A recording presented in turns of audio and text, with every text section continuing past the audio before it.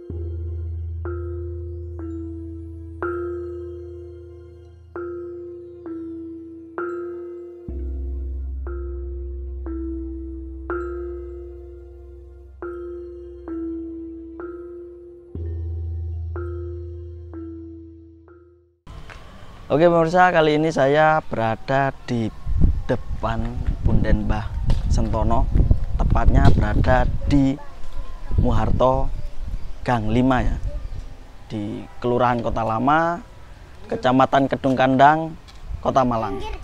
Nah, di sini ada beberapa peninggalan purbakala ya di area Mbah Sentono ini. Salah satunya ketika pemirsa nanti menuju ke daerah Punden Mbah Sentono ini akan disambut lah, istilahnya disambut oleh Dwarapala.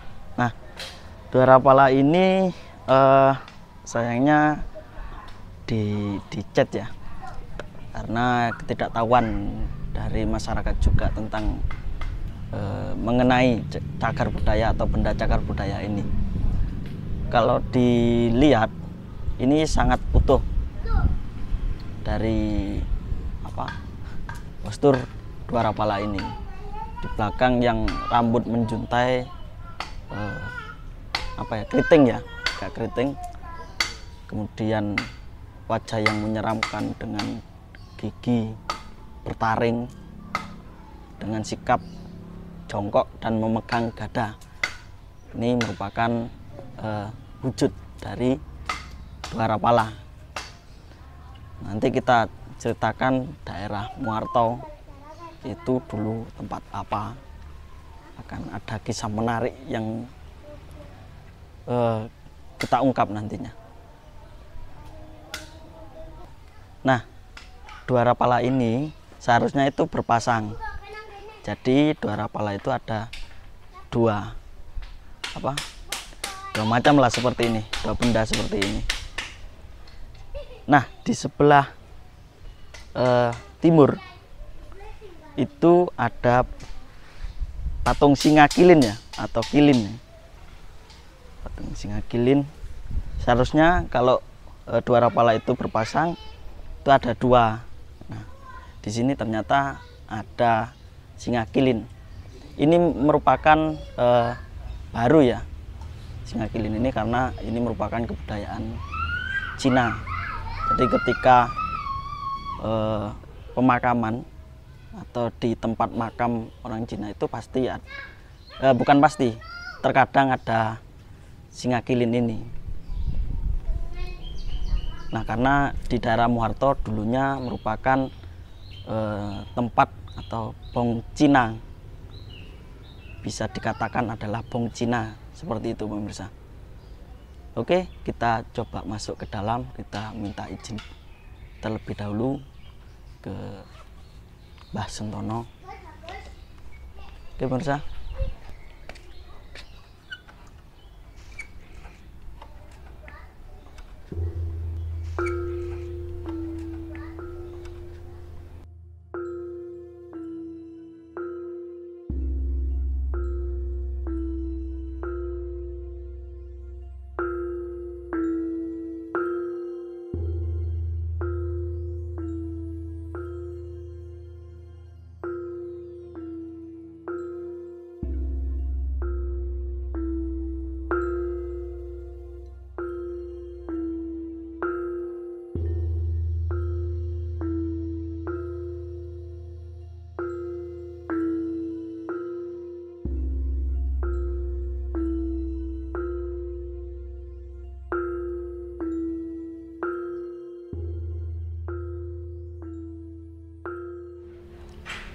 Nah pemirsa, ayo kita menuju ke bagian belakang dari Punden Mbah Sentono.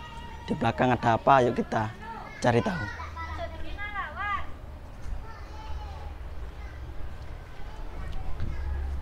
Nah di sini ada beberapa juga makam-makam anak kecil ya, kalau tidak salah ini. Nah di pas bagian belakang ini adalah pohon ipek atau beringin ini kalau nggak salah. Nah di bawahnya itu ada beberapa peninggalan purbakala. Semisal contoh ini adalah kita sebut pipisan. Ini fungsinya untuk menggiling jamu, daun-daunan untuk obat-obatan. Nah di sini juga ada batu bulat ya. Nah mengenai fungsinya mungkin ini adalah batu gilingan. Kalau dulu mungkin untuk menggiling jagung, kopi gitu ya, jadi untuk memperhalus. Kemudian ada beberapa juga di sebelah sana itu adalah batu yang bentuknya unik, entah itu bentuk apa saya tidak tahu. Yang jelas itu kemungkinan adalah benda cagar budaya dari itu pemirsa. Jadi di kompleks makam atau Punden Eyang Sentono Kutobeda ini ada beberapa kekunoan seperti Dwarapala, kemudian beberapa apa ya istilahnya perabotan rumah tangga lah ini dulunya mungkin. Jadi seperti itu pemirsa. Nah di sini juga ada lumpang ternyata pemirsa, lumpang yang berukuran kecil. Kalau ini sepertinya masih era baru sih dari ukurannya dan halusnya seperti ini. Kalau lumpang-lumpang yang lama itu bahkan dibentuk dari batu yang utuh atau batu yang tidak dipola, kemudian tinggal memberikan lubang di tengahnya. Nah itu lumpang-lumpang kuno seperti itu pemirsa. Kalau ini lumpang-lumpang seperti ini biasanya ini adalah lumpang-lumpang di era-era baru lah. Jadi seperti itu. Oke pemirsa, kita coba mengulas sedikit ya, karena saya dan tim juga memiliki informasi yang sangat sedikit mengenai Punden Mbah Sentono ini. Nah menurut dari penuturan warga di daerah Muarto sini, bahwasanya Eyang Sentono atau Mbah Sentono ini merupakan apa ya, yang istilahnya yang bedah kerawang atau yang babat alas pertama di daerah Muarto atau daerah Kutobeda dulunya. Nah nama Sentono ini merupakan merujuk kepada orang dalam keraton, masih keluarga dalam keraton nama Sentono ini. Nah nama Sentono ini tidak hanya di Punden Mbah Sentono ini juga, tapi di beberapa tempat juga terdapat nama Sentono. Misal di daerah Landung Sari itu kalau nggak salah itu ada namanya Mbah Sentono juga. Nah ini kan sangat banyak nama-nama Sentono di daerah sini juga. Di daerah Lowowaru juga ada nama Mbah Sentono. Makanya nama Sentono ini sangat unik karena masih keluarga atau kerabat dekat dari kerajaan atau keraton ya dulunya. Seperti itu pemirsa. Di Perinci, di daerah Perinci juga ada namanya Tegal Sentono. Nah ini nama-nama Sentono memang banyak digunakan ini pemirsa. Kemungkinan Eyang Sentono atau Mbah Sentono ini kisaran masa Islam, masa Mataram Islam, ketika awal Mataram Islam itu ada. Jadi Mbah Santono ini merupakan orang dalam atau masih kerabat kerajaan atau keraton lah di masanya. Mbah Santono ini kemungkinan masa Mataram Islam ya, karena ketika Raffles, ternyata Raffles ini pernah mengunjungi daerah sini. Di bukunya History of Java itu sempat menyebutkan bahwa dulu daerah sini adalah kota yang mati. Jadi kenapa Eyang Sentono ini atau Mbah Sentono ini yang bedah Kerawang, yang babat alas daerah Kuto Bedah atau Muarto daerah sini? Karena dulu Kuto Bedah itu merupakan sempat ada perkotaan atau sebuah pusat ya, pusat pemerintahan. Kemudian hilang, tertimbun ada beberapa masa lagi, dan ditempati di catatan Belanda daerah Muarto ini sebagai Bong Cina, jadi tempat untuk pemakaman Cina. Kemudian terkubur lagi oleh peradaban, akhirnya banyak rumah-rumah yang berada di daerah sini, dan ada kemungkinan bahwa Eyang Sentono hadir di era mungkin setelah Raffles itu. Jadi sedikit informasi sekali mengenai Eyang Sentono ini.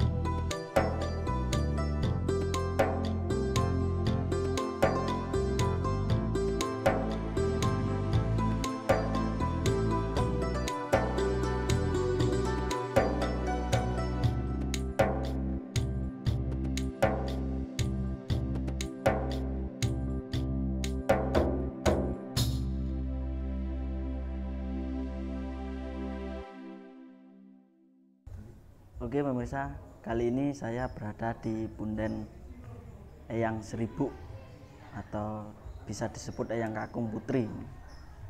Nah, sama seperti di Eyang Sentono, di daerah sini juga atau di Punden ini juga minim informasi. Tapi ini masih kemungkinan ya satu kesatuan dengan Punden Eyang Sentono yang ada di Muarto Kang Lima tadi.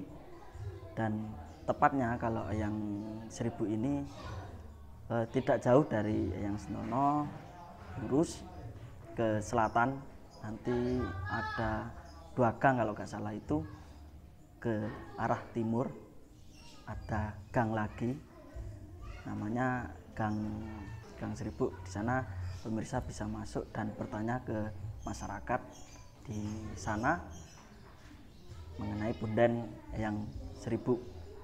Nah, meskipun minim tentang informasi siapakah beliau berdua ini, tetapi di daerah punden ini ada beberapa peninggalan purbakala atau benda purbakala. Salah satunya adalah arca ya. Meskipun arca itu tinggal bagian kepala, ini tidak bisa diidentifikasi, tapi dilihat dari apa istilahnya, mulutnya itu kemungkinan adalah Narasinga. Nanti saya ada contoh foto ya, yang di Museum Nasional itu arca Narasinga itu seperti apa. Nah, ada kemungkinan seperti itu di Eyang Seribu, hanya bagian kepala ya, mungkin ya bagian kepala. Dan ada beberapa lagi kegunaan, yaitu adalah lumpang. Nah, lumpang kunonya ada di sebelah sana itu. Nah, itu yang terbuat dari batu yang masih utuh, belum berpola, tetapi tinggal ini apa istilahnya, melobangi bagian tengahnya. Nah, itu yang kekunoan di daerah atau punden Eyang Seribu ini, pemirsa. Nah, di sini juga ada beberapa makam-makam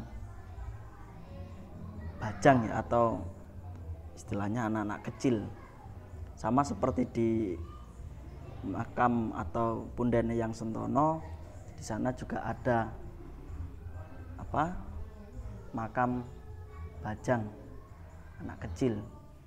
Nah, ini adakah keterkaitan dengan Ken Arok? Bahwasanya dikisahkan di kitab Pararaton, Ken Arok itu lahir, atau ada kisah yang menyebutkan Ken Arok itu berada di desa Bajang atau Bajang. Nah, adakah yang menarik ini di tempat ini? Mungkin masih berkaitan ya, kemungkinan berkaitan dengan Ken Arok itu sendiri di daerah Kuto Bedah Muharto ini. Nah, di Eyang Seribu ini juga ada makam bayi atau makam bajang ya. Nah, ini sama seperti di punden Eyang Sentono juga ada makam bajang juga. Nah, ini adakah keterkaitan apa istilahnya, makam bayi ini atau bajang ini dengan Ken Arok, yang mana Ken Arok itu lahir di daerah Pangkur ya. Pangkur disebutkan dalam teks Pararaton, itu disebutkan bahwa Ken Arok lahirnya di daerah Pangkur. Nah, ini adakah keterkaitan daerah Kuto Bedah Muharto ini dengan daerah Pangkur atau masa kecil dari Ken Arok, pemirsa? Nah, nanti kita akan bahas lebih mendalam mengenai daerah Muharto atau Kuto Bedah ini. Nah, itulah pemirsa, kita sudah mengeksplor daerah Muharto atau Kuto Bedah. Kita sudah mengunjungi punden Eyang Sentono. Di sana juga ada beberapa kegunaan atau peninggalan purbakala di daerah punden Eyang Sentono. Kemudian kita mengunjungi Eyang Seribu atau Eyang Kakung Putri. Di sini juga ada beberapa peninggalan juga, dan nanti kita ulas lebih mendalam mengenai daerah Muharto atau Kuto Bedah.